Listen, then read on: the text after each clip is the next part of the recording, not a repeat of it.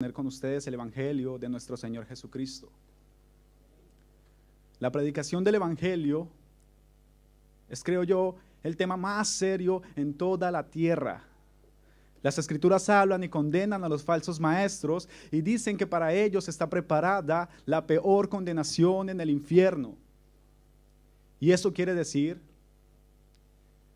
que si lo que yo estoy hablando o si lo que yo voy a hablar no concuerda con las Escrituras o es contrario a lo que el Espíritu Santo ha inspirado, entonces para mí hay una gran condenación.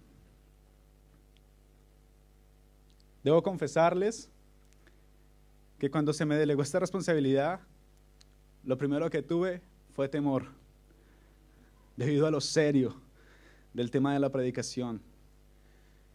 Pero estoy confío en que el Señor es fiel y que el Espíritu Santo nos guiará el día de hoy.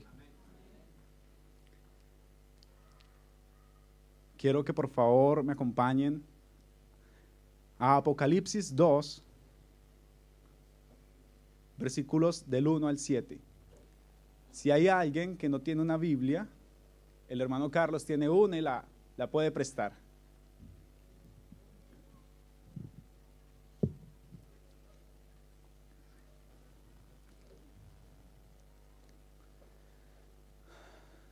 ¿Lo tenemos? Ok. Versículo 1, quiero que me acompañen. Escribe al ángel de la iglesia en Éfeso, el que tiene las 7 estrellas en su diestra, el que anda en medio de los 7 candeleros de oro, dice esto. Versículo 2.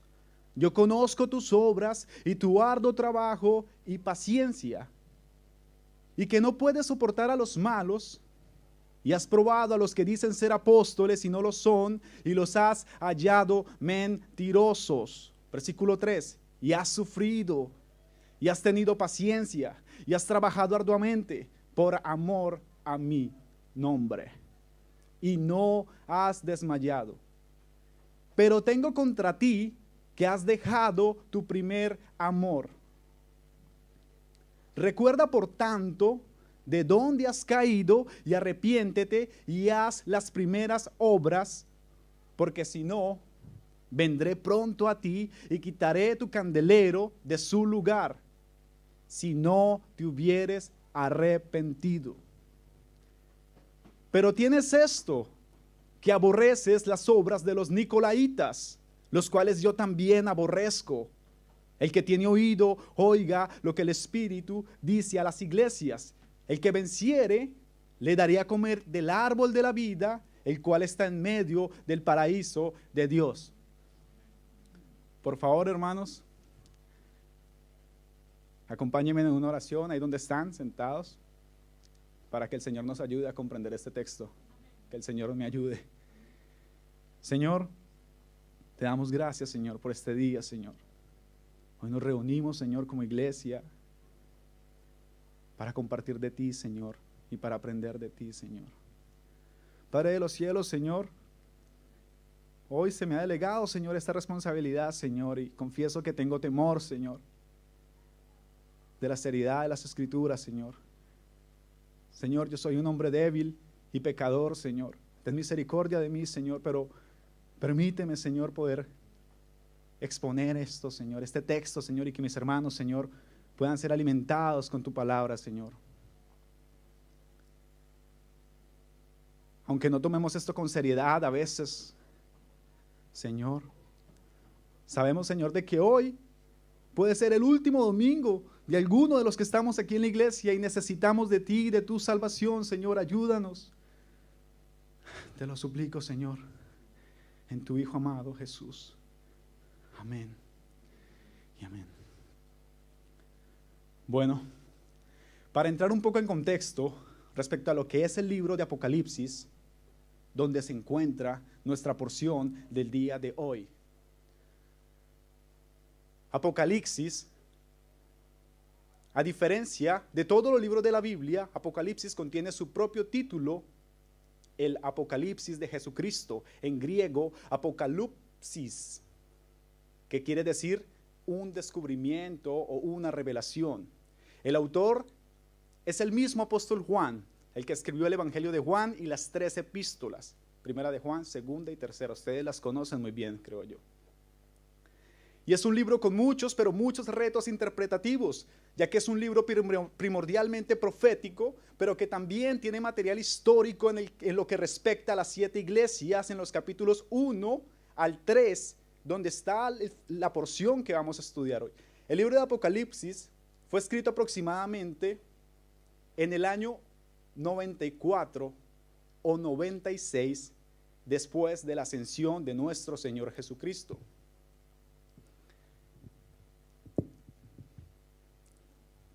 Perdón.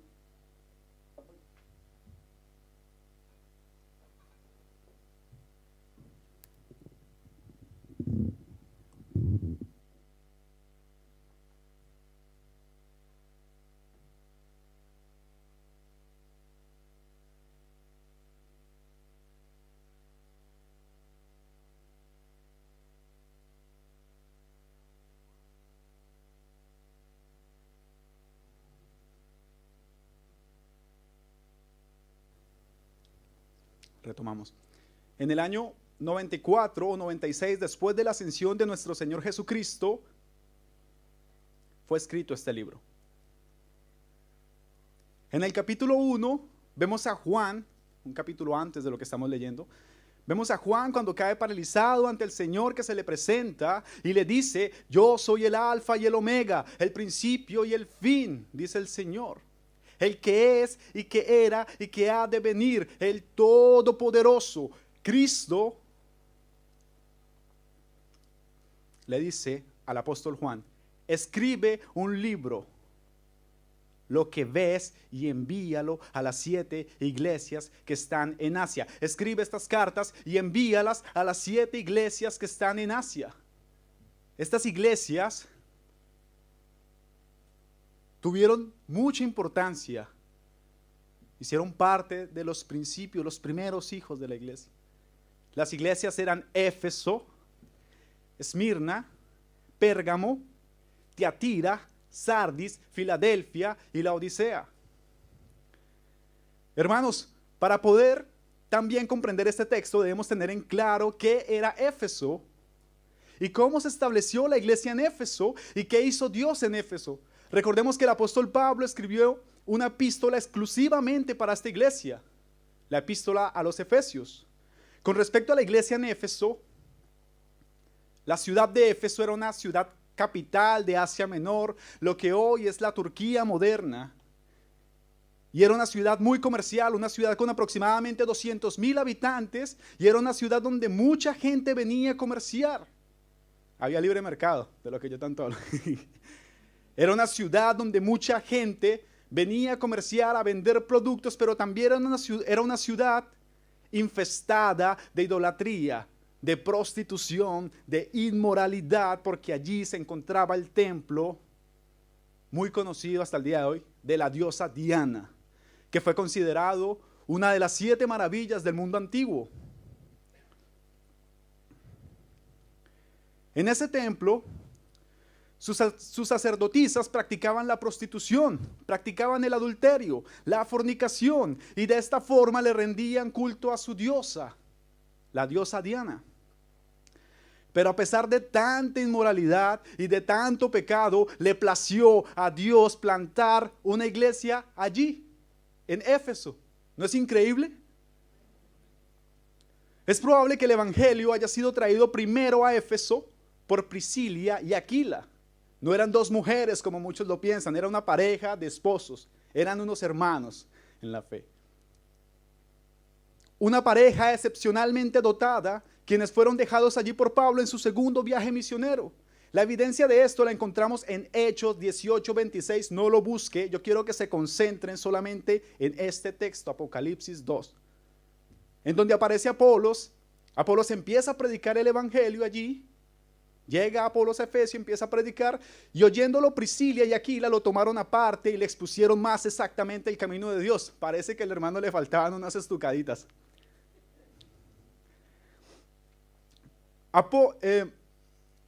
Tiempo después, vemos como Pablo viene a Éfeso y empiece allí a predicar el evangelio a los judíos y a los griegos. No me imagino al apóstol Pablo con toda esta cantidad de filósofos, de gente que batallando allí, y empieza a enseñar que el Cristo es Jesús, el Cristo anunciado del Antiguo Testamento. Durante más de 2 años Pablo estuvo en Éfeso predicando el evangelio, enseñando. Las escrituras nos muestran en Hechos 19 que los milagros que Dios hizo en Éfeso fueron tan grandes, pero tan grandes, amados hermanos, que mucha gente creyó en el evangelio y se convirtieron al Señor. En medio de todo esto, ustedes saben que siempre han de aparecer falsos maestros, y no fue la excepción en Éfeso. Unos judíos que practicaban la magia oscura trataron de liberar y hacer las mismas sanidades que hacía el apóstol Pablo en el nombre de Jesús. En una de estas acciones, los hombres trataron de liberar a un endemoniado en el nombre de Jesús, y los demonios le dijeron: yo a Jesús le conozco, a Pablo también, pero ustedes no los conozco. Y cuenta que aquel demonio se rebeló, los maltrató y ellos tuvieron que huir. ¿Pueden ustedes pensar en eso un momento? En el alboroto que se tuvo que haber formado.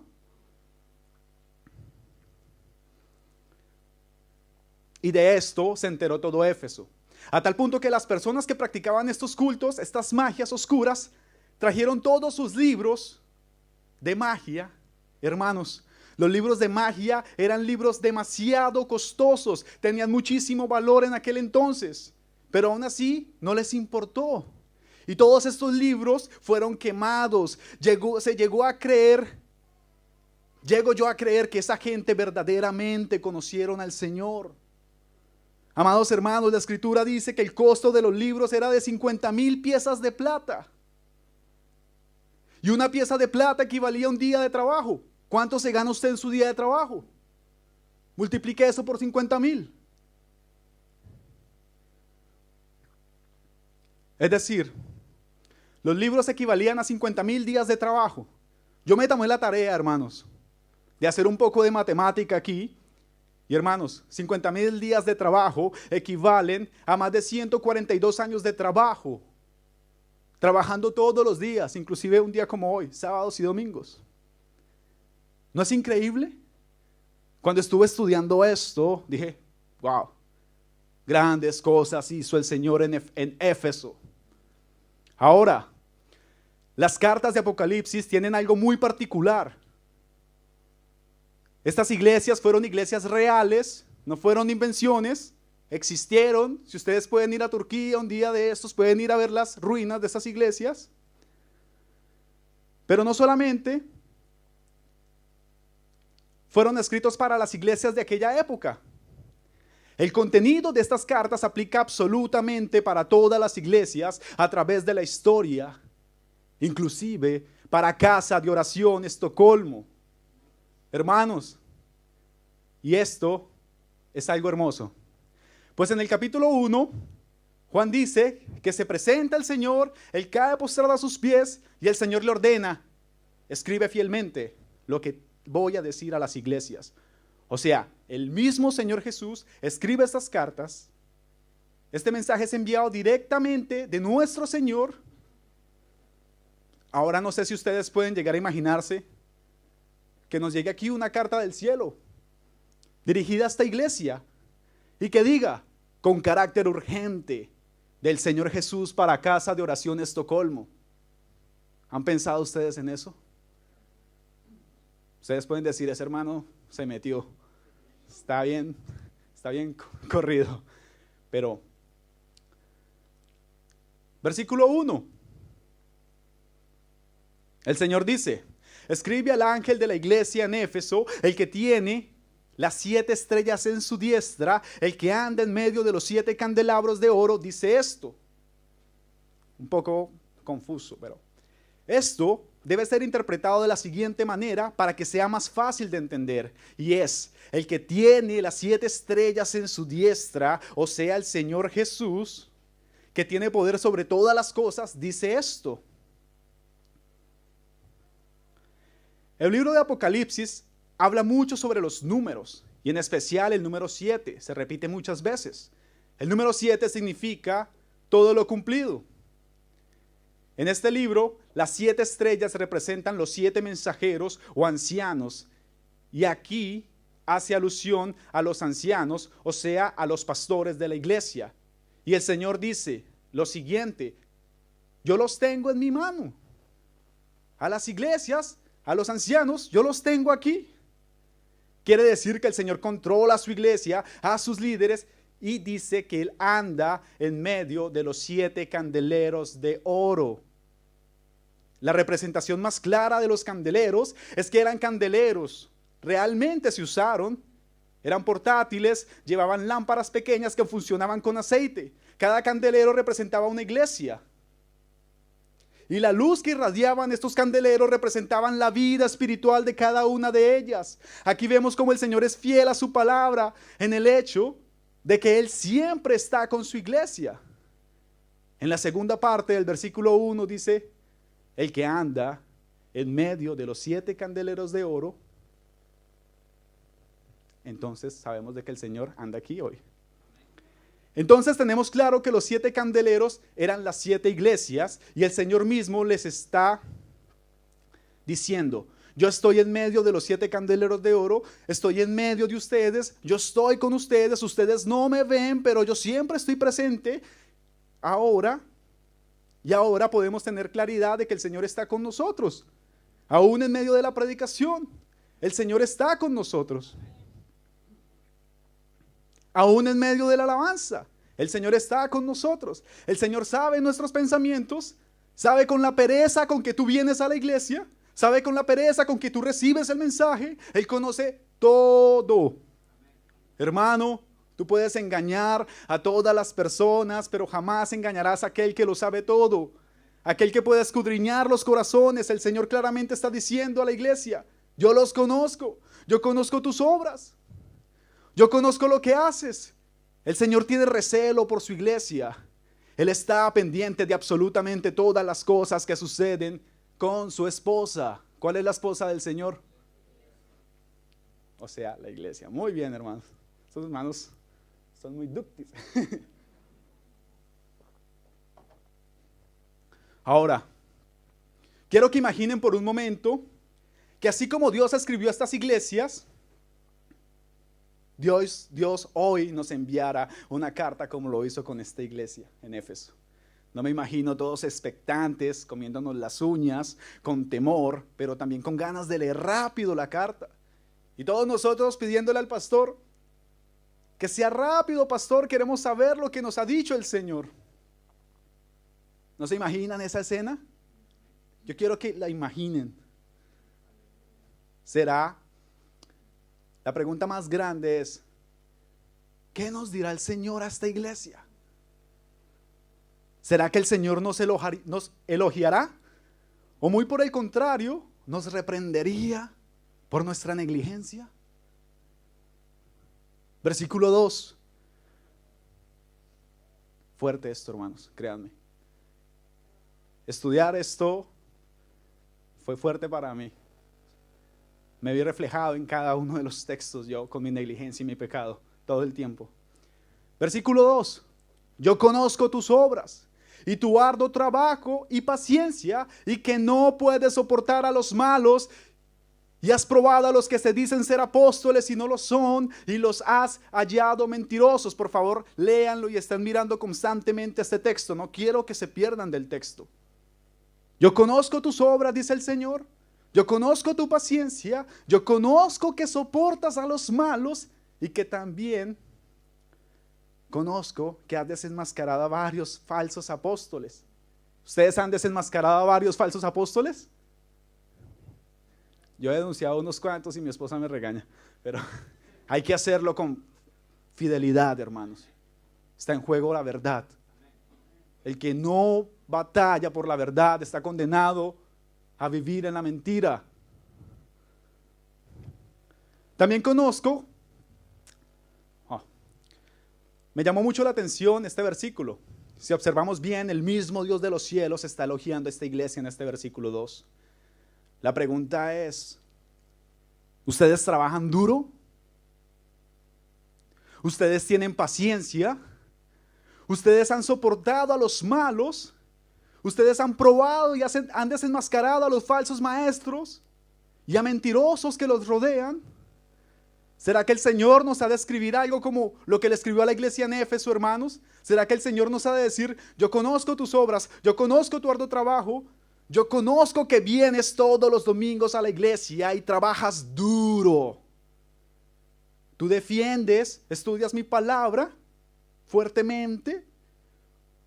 ¿Ustedes han trabajado arduamente por amor a mí? ¿O será que el Señor nos dirá cosas como mucho más crudas y fuertes de lo que le ha de decir a esta iglesia? ¿Será que el Señor nos va a decir perezosos, negligentes? Porque realmente, hermanos, la iglesia en Éfeso era una iglesia óptima, una iglesia fuerte. En el versículo 2 vemos cómo el Señor elogia a esta iglesia y vemos cómo el Señor le dice, yo los conozco bien, yo sé que trabajan duro, yo sé que son pacientes, yo sé que soportan a malos y yo sé que han descubierto a falsos apóstoles y los han hallado mentirosos y no los han aceptado en su iglesia. En el contexto que se debe entender esto, en la iglesia primitiva, hubieron falsos apóstoles que obtuvieron credenciales, fabricaron credenciales, hagan de cuenta una legitimación como apóstol. Estaba la pequeña congregación aquí, estamos nosotros aquí, entra una persona por la puerta, yo soy un apóstol, mire mi credencial, vengo a predicar hoy aquí. ¿Sabes qué? Estos hermanos eran tan fuertes que los echaban, no los soportaban. Con su propio comportamiento sabían que eran falsos, se iban. Ahora, hermanos, la pregunta es, ¿hemos trabajado fuerte nosotros? ¿Hemos soportado a los malos? ¿Hemos sido pacientes? ¿Hemos descubrido falsos maestros? ¿Los hemos hallado mentirosos? ¿O por el contrario, hemos sido flojos, hemos tenido miedo y hemos trabajado duro? ¿Hemos dormido demasiado y hemos tolerado a los malos y a los falsos maestros? ¿Sabe? De solo imaginarme lo que el Señor me hubiera dicho a mí, me tiemblan las piernas. ¿Saben una cosa, hermanos? Antes de predicar este mensaje, me lo prediqué muchas veces. Y la verdad es que he sentido temor, porque cuando leo esta carta me veo yo en cada uno de los versículos. Y los veo también a ustedes ahí. A cada uno de ustedes. Ahora ya sé que muchos hermanos estarán diciendo, pero hermano Daniel, en Éfeso predicó Pablo, predicó Timoteo, predicó el apóstol Juan, predicaron los padres de la iglesia primitiva. Pero yo les digo esto no es excusa. Hermanos, nosotros tenemos toda la revelación, todas las escrituras completas. Estos hermanos trabajaban con fragmentos de las escrituras.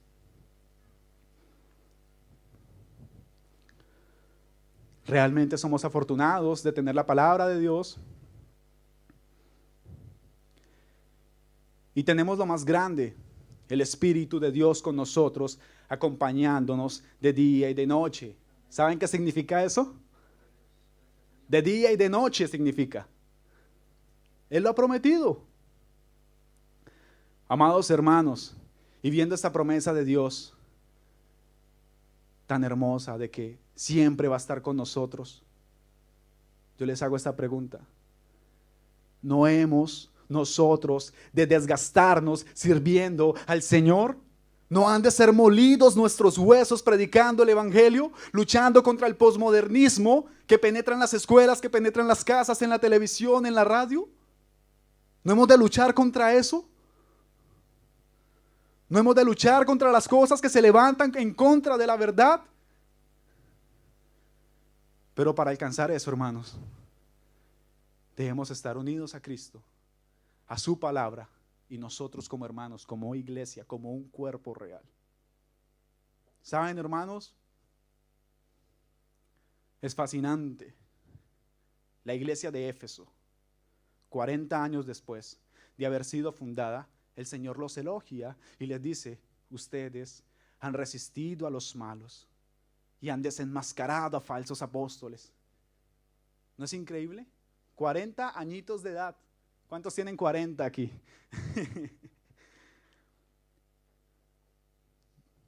Creo que esos hermanos entendieron muy bien y obedecieron muy bien a todas las advertencias que Pablo les hizo y que sus maestros les hicieron. O sea, cuando el apóstol Pablo envía la carta a los Efesios, aquí estamos tratando con los hijos, quizás con los nietos de estos hermanos a los que les fue entregado a Efesios. Estamos hablando de 40 años después. Todo esto hay que entenderlo, hermanos. Por eso quiero que se concentren en el texto. Ahora, como todos sabemos, en el Nuevo Testamento vemos esta lucha constante de los apóstoles de nuestro Señor, luchando contra falsos maestros, contra falsos apóstoles. En casi todas las epístolas vemos cómo ellos defienden a la iglesia. Falsos maestros venían, penetraban las iglesias con mentiras, con pensamientos de libertinaje, con mensajes contra la verdad. Pero estos pensamientos de libertinaje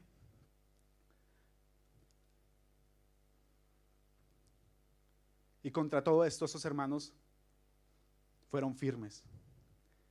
Eran tan firmes en la palabra de Dios que ellos sabían distinguir fácilmente entre lo verdadero y lo falso. Hermano, hermana, imagina que el mismo Señor te pregunte: Dionisio, Pedro, Pepita, María Eugenia, ¿sabes distinguir tú entre lo verdadero y lo falso? ¿Usted se toma el tiempo de comparar lo que se predica aquí con las Escrituras? Recuerdo muy bien el día que entré por esa puerta. Vine aquí, me senté aquí, llegué destrozado, llorando. El pastor me sentó ahí. Me dijo: ¿has visto nuestras prédicas? Yo: sí, pastor. Bueno, si no las has visto, te invito a que las veas y las estudies. Y estudies lo que enseñamos aquí. Si ves que es de bendición para su vida, sea usted muy bienvenido, me dijo el pastor. Creo que he visto al pastor decir eso más de 100 veces a familias que han entrado por esa puerta. Quiero hacerles una pregunta. Y esta pregunta es muy buena. ¿Por qué razón creen ustedes que traemos la Biblia a la iglesia? ¿Por qué es tan importante traer una Biblia a la iglesia?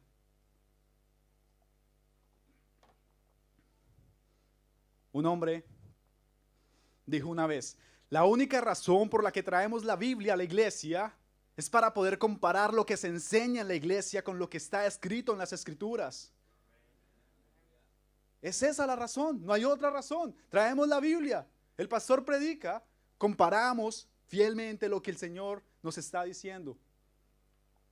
Hay algo que en esta iglesia siempre se hace mucho énfasis y es en eso. Por favor, comparen lo que enseña aquí. ¿Usted realmente compara lo que se enseña aquí con las Escrituras? No somos dueños de la verdad absoluta en este lugar. Pero si hay algo que no concuerda con la verdad, ustedes pueden hablar, pueden preguntar.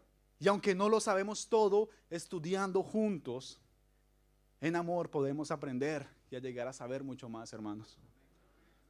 Sabemos que el cristianismo está infestado de falsos maestros. Sabemos que muchas de estas personas solo sirven en la iglesia apasionados a sus deseos carnales de ganancias deshonestas. Muchos de nosotros, yo conocí del Señor en esas pseudoiglesias. Muchos de nosotros nos vimos involucrados y fuimos adoctrinados y enseñados con mentiras, manipulados. Y esto nos trajo un profundo dolor. Cuando te das cuenta de que has sido engañado, sientes cómo se te despedaza el corazón. Pero si analizas bien a estos falsos maestros, te darás cuenta de que ellos nunca te van a dar la libertad de buscar, de consultar otros medios, sino que ellos siempre van a querer tener el control de la información. Esto es algo que caracteriza mucho a las sectas, el control de la información, el control de las personas. Ellos te dicen: no vayas a escuchar a tal pastor, no vayas a escuchar a este otro. Y estos hermanos de esta iglesia en Éfeso tenían eso muy, pero muy claro. Ellos habían estudiado las Escrituras, ellos pasaban tiempo orando, ellos pasaban tiempo leyendo, pasaban tiempo estudiando y por lo tanto era una iglesia fuerte. La pregunta es: ¿somos nosotros fuertes? ¿Confrontamos a toda esta gente? El mismo Señor, el mismo Dios, creador de todo, elogió a esta iglesia, a la iglesia en Éfeso. La pregunta es, en una conversación un hombre llega y le pregunta a un pastor, ¿cuál es el problema más grande en la iglesia hoy en día? ¿Qué piensan ustedes? ¿Cuál es el problema más grande que tiene la iglesia universal hoy en día, la iglesia en la tierra hoy en día? A lo que él respondió, bueno, el problema más grande en la iglesia de hoy en día es la falta de discernimiento. No tenerlo es como tener VIH espiritual. Puedes morir de 1000 herejías. Muchos de nosotros quizás tenemos familiares en estos lugares. Tenemos familiares en estas falsas iglesias. Es difícil a veces enfrentar la mentira debido a que también nosotros amamos a estas personas y estamos con estas personas y les hablamos y ellos nos toman a mal, nos pueden tomar a mal. Porque hemos de confrontar a sus pastores y a lo que se predica allí, hermanos. Dios nos manda a luchar y a pelear contra la mentira y es un mandato. Y lo podemos encontrar en muchas partes de las Escrituras. El apóstol Pablo, el Señor Jesús, Judas y el hermano de nuestro Señor, Judas, el hermano de nuestro Señor, el apóstol, todos ellos hicieron un llamado a defender la verdad. ¿Acaso no estamos aquí en este mundo para eso?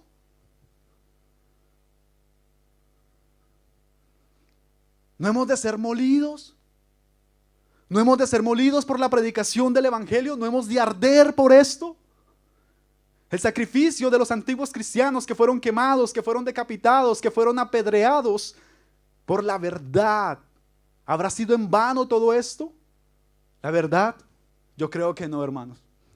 Y yo creo que Dios tiene el control de todas estas cosas y creo que Dios ha de levantar personas en todo el mundo, en Estocolmo, en las ciudades de alrededor. Porque el Señor, creo yo, que tiene mucha gente aquí.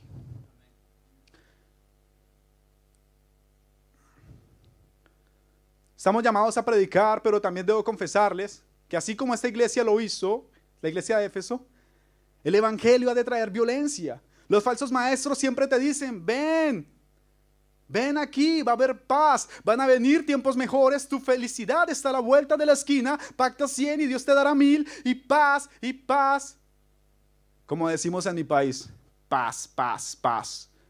El evangelio, el verdadero evangelio es un mensaje pero muy salado. ¿Ustedes recuerdan qué nos dijo el Señor Jesús? El Señor dijo, vosotros sois la sal del mundo. En palabras de un predicador de hace 200 años muy conocido, Charles Spurgeon, dijo, ustedes no son el caramelo del mundo. Ustedes no son el caramelo del mundo. Ustedes son la sal del mundo, algo que la gente va a querer escupir. Y si tal vez nunca lo ha intentado, yo lo invito a que se coma 10 caramelos, una hora después coja 2 cucharadas grandes de sal y se las coma. ¿Cuál de las dos cosas le produce más ganas de escupir? De la misma forma sucede con el evangelio.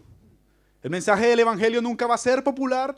El mensaje del evangelio sencillamente nunca va a ser popular porque el evangelio le quita toda la gloria a los hombres para darle toda la gloria a Dios. ¿Estamos? Versículo 3. Y has sufrido, y has tenido paciencia, y has trabajado arduamente por amor de mi nombre, y no has desmayado. Hermano, quiero que ustedes se imaginen aquel tiempo y piensen en esto, y piensen en la persecución que tuvieron estos hermanos en Éfeso. Hermanos, para nadie es un secreto que la iglesia primitiva fue una iglesia sufrida. Si usted ha leído el Nuevo Testamento, usted puede encontrar allí esto. Si no lo ha leído nunca, lo invito a que lo haga. Y Éfeso no carecía de esto. Los primeros cristianos fueron exiliados.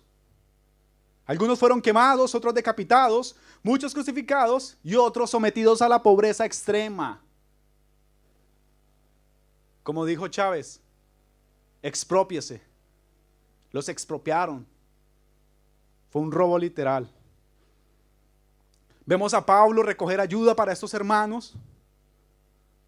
Los cristianos de aquel tiempo fueron tratados como la escoria del mundo, eran capturados por orden de Nerón, eran amarrados a postes,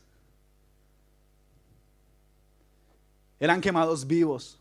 ¿Se imaginan esos gritos? Eran usados como antorchas humanas para que cogieran escarmienta. Y en medio de este sufrimiento, este pueblo había aprendido a esperar con paciencia en Dios. Ellos no miraban sus circunstancias, ellos creían ciegamente de que el Señor había prometido algo. Ellos confiaban en las promesas del Señor. Y en medio del sufrimiento, esta iglesia se purificaba en la doctrina del Señor. Esta iglesia tenía una esperanza y trabajaban arduamente. Es impresionante ver cómo el Señor les dice: ustedes han trabajado arduamente por amor a mí, por amor a mi nombre. ¿Acaso no es fascinante? No sé si ustedes al leer este texto puedan ver lo mismo que yo veo. Pero veo al mismo Señor, a Dios mismo diciéndole a este pueblo que habían trabajado arduamente, felicitándolos en pocas palabras.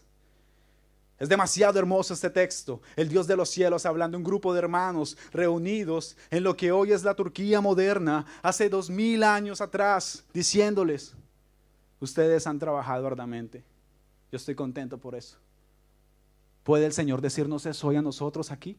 Ustedes han trabajado arduamente. Creo que el silencio dice muchas cosas. Estos hermanos no habían desmayado. A pesar de la lucha, a pesar de todo el sufrimiento, a pesar del trabajo, a pesar de lo sufrido.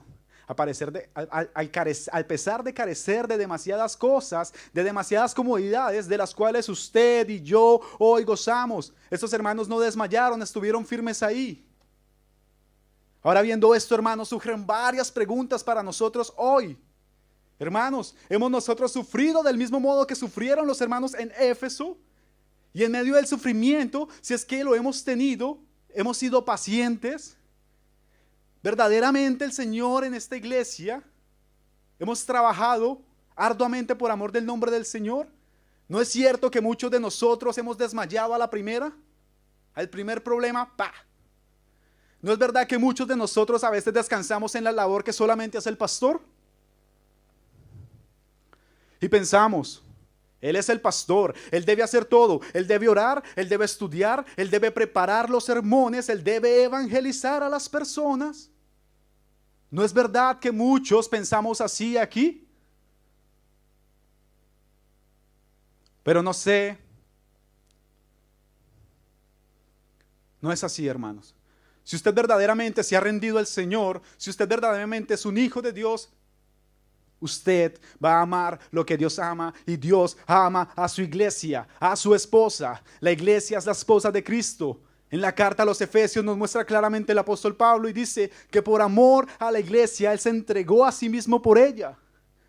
Mucha gente cree que estos textos fueron escritos solamente para aquel tiempo y que la Biblia es un libro viejo y que no contiene importancia para los tiempos actuales, la era moderna, el posmodernismo. ¡Wow!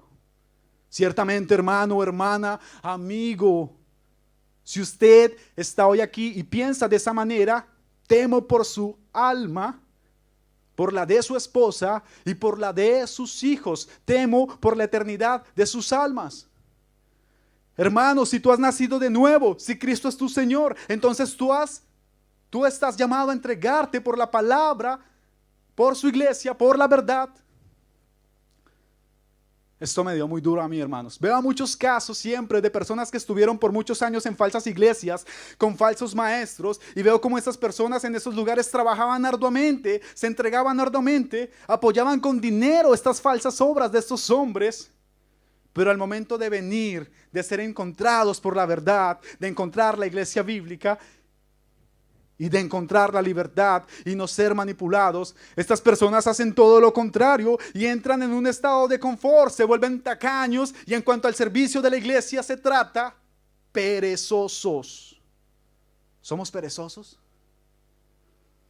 Da la sensación de que les encanta ser manipulados, de que les encanta ser controlados, y esto me lleva a pensar en estas personas, me lleva a pensar que estas personas hacían estas cosas no por amor a Cristo, sino por no quedar mal ante estos falsos maestros.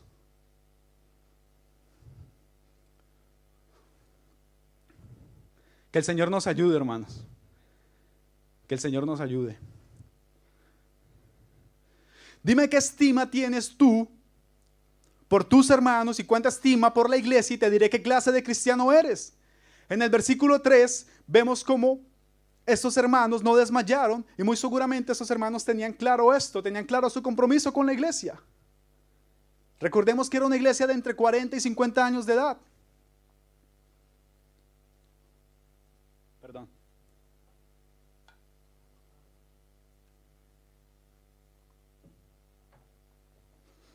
Quiero que me acompañen al versículo 4, continuamos. Pero tengo contra ti que has perdido tu primer amor. Has perdido tu primer amor. En este versículo vemos cómo el Señor empieza a exhortar a esta iglesia y empieza a hablar acerca del problema grave que tiene esta iglesia. En los versículos 2 y 3 vemos al Señor elogiar a la iglesia de Éfeso, pero en este versículo el Señor empieza a decirles todo lo que está mal en la iglesia y les dice: miren, ustedes han hecho todo bien, pero ustedes no tienen lo más importante. Ustedes no tienen amor por mí. Ustedes son como robots, como máquinas, y han perdido su primer amor. Hermanos, la base fundamental del cristiano consiste en amar al Señor Jesucristo, en amarle como lo que es, como el Dios creador de todas las cosas. Ese es el fundamento, no hay otra cosa, no hay cabos sueltos. Tal parece que los hermanos en Éfeso habían hecho todo, pero les faltaba lo más importante: amor. ¿Cuál es el primer mandamiento en las Escrituras? ¿Alguien lo puede decir? Amarás al Señor tu Dios con todo tu corazón y con toda tu alma y con toda tu mente. Creo que el Señor estableció este mandamiento como el primer mandamiento porque el amor por nuestro Dios es el fundamento de nuestra existencia hoy y lo va a ser también en la eternidad. El apóstol Pablo en 1 Corintios 13, no vaya allí, yo lo voy a leer el fragmento, nos muestra y dedica un capítulo completo a la importancia del amor. Dios nos manda a amar a nuestros padres, amar a nuestras esposas o esposos, la importancia de amar a nuestros hijos. Absolutamente todo en las Escrituras está enlazado en base al amor. El apóstol Pablo en la carta de Corintios, hay algo muy bonito que me llamó la atención y dice, todo el pasaje es muy hermoso, pero dice: y si repartiese todos mis bienes para dar de comer a los pobres, y si entregase mi cuerpo para ser quemado, y no tengo amor, de nada me sirve. O sea, si yo diera todo lo mío para dar a los pobres, y si mi cuerpo lo entrego en sacrificio de muchos, pero no tengo amor, esos sacrificios solo son inmundicia delante de los ojos de Dios. En pocas palabras, hermanos, Dios les está diciendo a estos hermanos: hay algo que no me gusta de ustedes, y es que ustedes ya no me aman tanto como me amaron en el principio, como cuando yo los encontré. ¿Recuerdan ustedes cómo el Señor los encontró? ¿Pueden pensar en esos momentos? ¿Recuerdan su primer amor? ¿Recuerdan su primer amor con el Señor? Sus primeras oraciones arrodillados con lágrimas en sus rostros, sintiendo el calor del abrazo de Dios. Esos días en los que pasabas horas leyendo las Escrituras, horas orando, pensando en Dios, sabiendo que Él lo vigilaba todo. Ese amor al reconocer la condición en que Dios nos encontró, desnudos, agonizantes, sucios, rechazados por muchos, donde muchos no daban ni una sola corona por usted, ni un solo peso por usted. Pero Dios te miró con amor y tú le amaste, y le amaste con todas tus fuerzas. Y yo pregunto, ¿alguno de ustedes puede recordar eso? Recordar eso es fascinante, hermanos, los primeros amores con el Señor. ¿Saben? Uno de los más grandes problemas en la iglesia es que la gente viene a la iglesia y no tiene amor. La gente sirve en la iglesia y no tiene amor. Incluso pastores enseñan en la iglesia y no tienen amor. Llenos de amargura, llenos de cosas en su cabeza, cargados, cansados, y son cristianos, pero el amor no se les ve por ningún lado. Necesitamos amor. Necesitamos volver a nuestro primer amor. Sin amor, todo lo que hagamos significa nada para Dios si no le amamos a Él. Hermanos, me incluyo. ¿Hemos perdido nuestro primer amor? ¿Hemos perdido nuestro primer amor por el Señor? ¿Nos amamos verdaderamente como el Señor manda en las Escrituras unos a otros? ¿O hay cierto hermano por ahí que es como una espinilla para mí? A veces cuando se habla de esto, mucha gente está pensando en el vecino, sí, este hermanito que no tiene amor. Hemos perdido el amor, hermanos. ¿Ardemos por amor al Señor y por su iglesia? ¿Saben? El apóstol Pablo, 1 Corintios 16:22 dice: el que no amare al Señor Jesucristo sea anatema. Y anatema significa consagrado para destrucción. En pocas palabras significa esto: el que no ama al Señor Jesucristo sea destruido. Wow, a nadie le gusta esto, ¿verdad? Estos pasajes son espinosos, pero es la verdad. Es el consejo de Dios. Versículo 5. Recuerda por tanto de dónde has caído y arrepiéntete y haz las primeras obras. Pues si no, vendré pronto a ti y quitaré tu candelero de su lugar si no te hubieres arrepentido. El Señor está exhortando a esta iglesia de tal manera que les dice: acuérdense del primer amor, acuérdense de cómo me amaban. Acuérdense de cómo ustedes eran antes. Vuélvanse a mí, obedézcanme, dejen de estar haciendo lo que no les he mandado. Compórtense como lo que son, como hijos de Dios. Arrepiéntanse, arrepiéntanse. Y vuelvan a buscarme como en el principio, porque si no lo hacen, yo, dice el Señor, vendré y quitaré el candelero de su lugar. Y si ustedes no se arrepienten. Muchas personas han interpretado este texto como que la salvación se pierde y defienden esto. En esta iglesia creemos en que la salvación no se puede perder. Ese tema se lo dejo al pastor para otra predicación. Y si tienen dudas, pregúntele a él al terminar. No es el centro de este mensaje. Aquí el Señor está hablando acerca de dónde han caído. ¿De dónde has caído? ¿Has caído de ese tan alto amor que tenías por el Señor? El Señor les dice: ¿ocupo yo el primer lugar en sus corazones?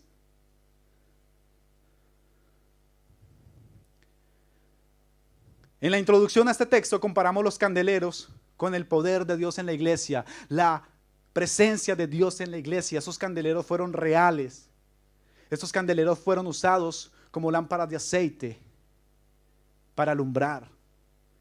Allí no tenían luces halógenas, no había la tecnología de la que gozamos hoy, pero siempre se interpreta la luz de los candeleros con la presencia de Dios. Los candeleros eran la vida espiritual de las iglesias, el poder de Dios en las iglesias. En la segunda parte del versículo 5 dice el Señor: si ustedes no se arrepienten, yo quitaré el candelero de su lugar. Hermanos, ustedes han visto cuando aquí es invierno, todo es oscuro, usted apaga la luz de su casa y usted ¿cómo queda? En total oscuridad, ¿verdad? El Señor les dice esto: ustedes van a quedar en oscuras, yo me voy a ir, los voy a condenar. Yo les pregunto, una vez ida la presencia de Dios de una iglesia, ¿qué hay que hacer con la iglesia? Cerrarla. No hay de otra cosa que hacer, no hay otro arreglo. Se cierra la iglesia. Aquí en Suecia podemos ver cientos de iglesias. ¿Sabes para qué sirven? Para entregar mercados a los pobres. Se hace cualquier tipo de obra menos el evangelio. Sirve para irnos a tomar fotos allí. Qué bonita la iglesia. 700, 800 años. Para eso sirven las iglesias. Allí ya no se predica el evangelio. ¿Saben por qué? ¿Saben por qué no se predica el evangelio ya en estas iglesias? Porque Dios ha quitado el candelero de estos lugares. Dios se ha ido de estos lugares. Solo han quedado edificios, solo han quedado corazas, carcasas, que solo sirven para que las personas turistien. Hermano, hermana, ¿usted ha caído de un lugar más alto en su amor para con Dios? ¿Debe usted hoy arrepentirse delante de Dios por no ser obediente a sus mandatos?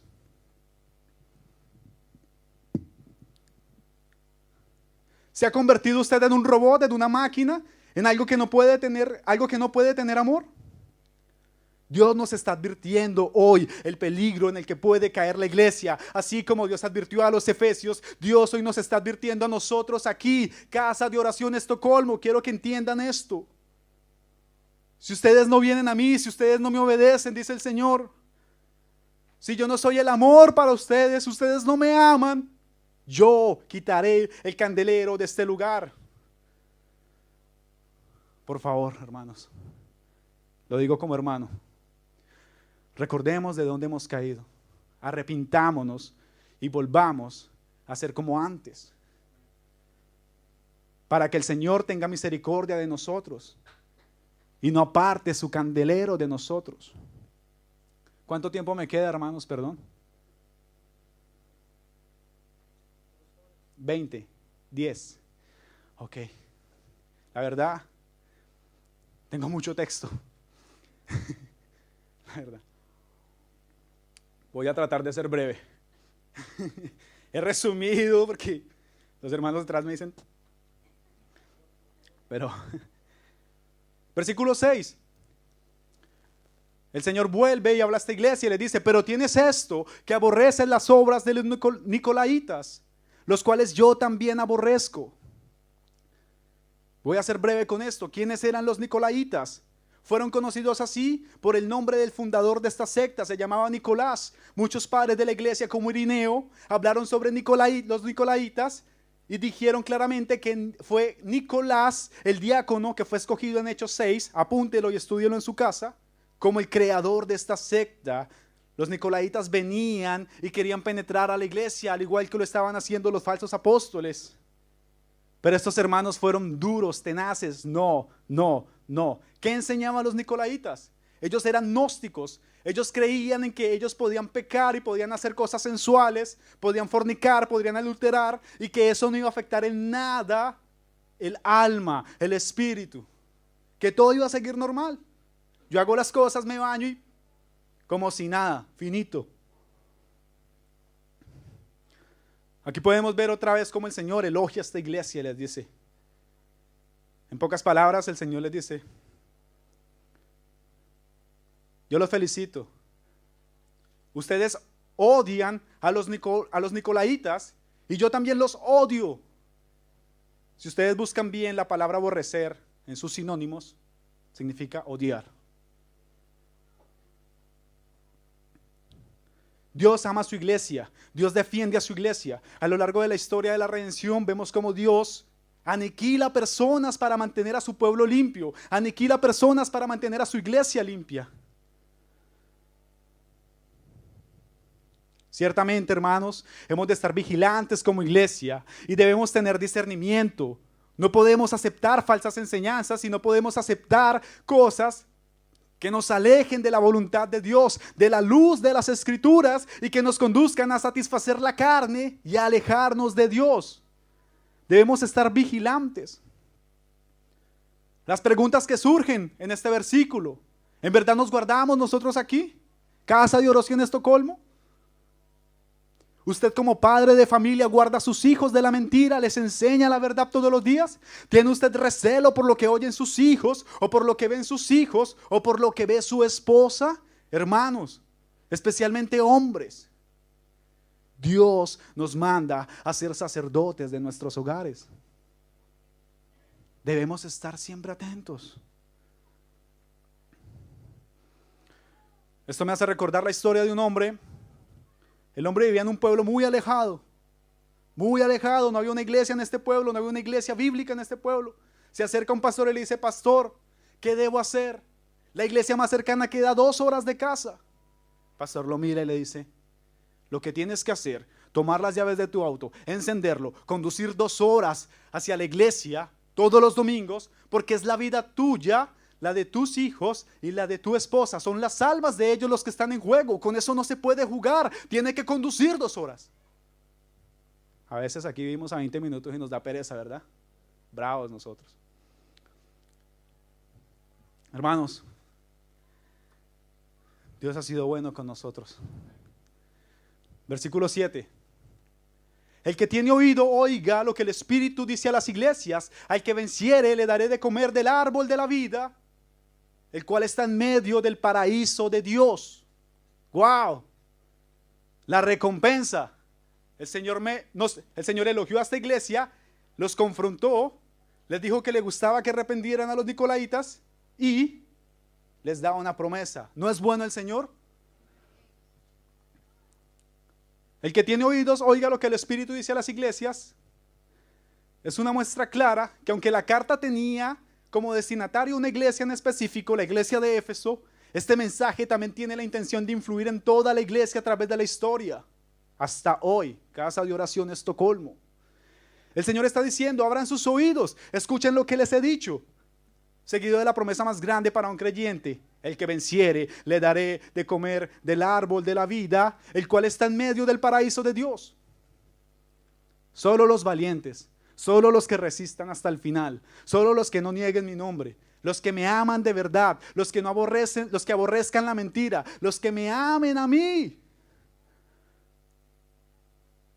los que se arrepientan, yo les daré el lugar conmigo. Ustedes tendrán su lugar en el paraíso si escuchan mis consejos.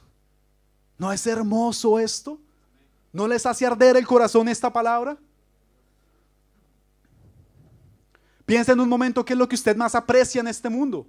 ¿Qué es lo más lindo para usted en este mundo? Yo tengo muchas cosas que son muy lindas para mí en este mundo. Mi esposa, por ejemplo, mi hijo. Pero hermanos, lo más hermoso que usted piense que es en este mundo, cuando nuestros ojos puedan ver la gloria de Dios, eso va a quedar en nada, se va a desvanecer. La hermosura de nuestro Señor es mucho más grande. Esa es la verdadera motivación del creyente. El verdadero evangelio es esto: vida eterna después de la muerte. El Señor en todos los evangelios repite lo mismo. El mismo Señor Jesús, Mateo, Marcos, en Juan, en Lucas, el Señor dice y hace énfasis: crean en mí para salvación. Yo soy el camino, la verdad y la vida. Hermanos, Dios es un Dios galardonador. Hemos de volver a nuestro primer amor. Esto es un mensaje, una carta muy hermosa, unas instrucciones claras. Influye hoy, influye ayer, van a influir a nuestros hijos mañana, a nuestros nietos mañana. Ciertamente, hermanos, el estándar de esta iglesia en Efeso era una iglesia óptima, que habían fallado en el amor. Al vernos nosotros, solo me queda decir que el Señor nos ayude. Verdaderamente hoy el Señor nos ha dicho que Él está en medio de nosotros, que Él está con su iglesia, que Él conoce todo de nosotros, conoce nuestras obras, nos manda que aprendamos doctrinas, a que defendamos la verdad, a que resistamos en los sufrimientos, a que seamos pacientes. Nos dice: de mí provienen las fuerzas para que no desmayen, pero también nos dice: recuerda de dónde has caído. ¿Has caído tú, hermano? ¿Tú has caído profundo, que te da pereza venir un domingo aquí a la iglesia? ¿Que lo ves solamente por video porque te da pereza?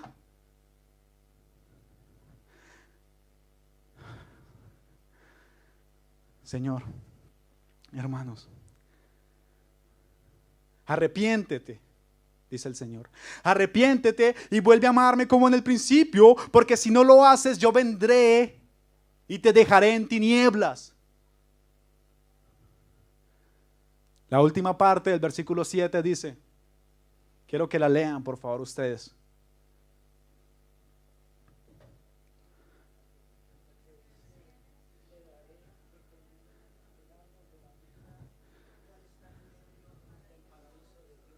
Wow. Al que venciere, después de todo esto, al que venciere, yo le daré a comer del árbol de la vida. ¿No es increíble? Si a ustedes no les emociona esto, hermanos, se me arruga el corazón de ver la dureza. Hemos perdido nuestro primer amor. Yo he perdido mi primer amor. Amado hermano, si usted lleva aquí tiempo viniendo a esta iglesia, quizás usted lleva meses, años, y usted siente esto. Usted sabe que usted ha perdido su primer amor. Aquella persona que quizás ha venido un par de días, o quizás viene por primera vez, Yo le pido que entre todos oremos al Señor para salvación. Pidamos perdón, arrepintámonos ante el Señor. Arrepintámonos, volvamos a nuestro primer amor. Sin amor, solo somos una lata ruidosa, dijo el apóstol Pablo. Hermanos, oremos. Señor, tú eres poderoso, Señor, y tú eres santo, Padre. Gracias por tu palabra, Señor. Gracias por tu verdad. Gracias por hablar a tu iglesia, Señor. Señor, a pesar de mi incapacidad, Señor, a pesar de mi debilidad, a pesar de todo, Señor, yo confío, Señor, en que tú has hablado a esta iglesia, Señor. Necesitamos con urgencia recuperar nuestro primer amor, hacer las primeras obras de amor como en el principio. Perdónanos, Señor, hemos sido una iglesia negligente, hemos sido perezosos, nos hemos recostado a lo que solamente un par de personas en la iglesia, un par de hermanos pueden hacer, y no hemos trabajado duro, hemos sido flojos, hemos sido mentirosos, somos perezosos para orar, somos perezosos para estudiar doctrina, Señor, pero yo te pido que nos des aliento, Señor, y perdónanos, Padre amado, Señor, por ser tan débiles, Señor. Padre de los cielos, Señor, cambia este corazón de metal, este corazón de máquina. Danos un corazón de carne, Señor. Danos un corazón que te ame, Señor, un corazón que puedas tú ser el primero, Señor, en nuestros corazones, en nuestras vidas. Hemos de ser molidos por ti, hemos de ser desgastados, nos hemos de desgastar, nos hemos de volver ancianos sirviéndote a ti, Señor. No hay otra cosa. No hay más cosas sueltas. ¿Es esto o condenarnos para siempre, quedar en tinieblas? Te pido, Señor, que hables a mis hermanos, que les conmuevas, que les muestres. Gracias, Señor. Hermano, tú que estás aquí, quizás por primera vez, tú que tal vez no entiendes muchas cosas, tú que dices, tal vez estás pensando que tantas cosas que se hablaron, no entiendo nada. Arrepiéntete hoy y cree en el Señor Jesucristo, cree en Él para salvación, cree en Él para que te alumbre con su luz y para que no quedes en tinieblas. Gracias, Señor. Gracias, Padre de los cielos, Señor. Tú eres bueno, Señor. Te pido por mi iglesia, Señor, te pido por esta iglesia, Señor, te pido por mis hermanos, Padre.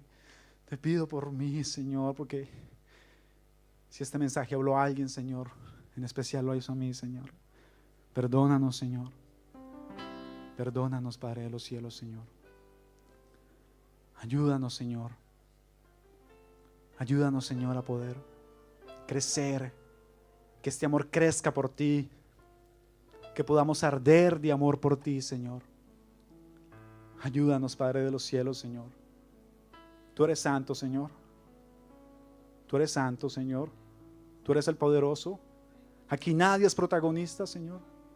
Te pido, Señor, que cambies el corazón de mis hermanos y que podamos decir todos juntos como hermanos y tomarnos y decir, hemos de ser desgastados, nos hemos de desgastar por amor a ti. Hemos de ser molidos por ti, Señor.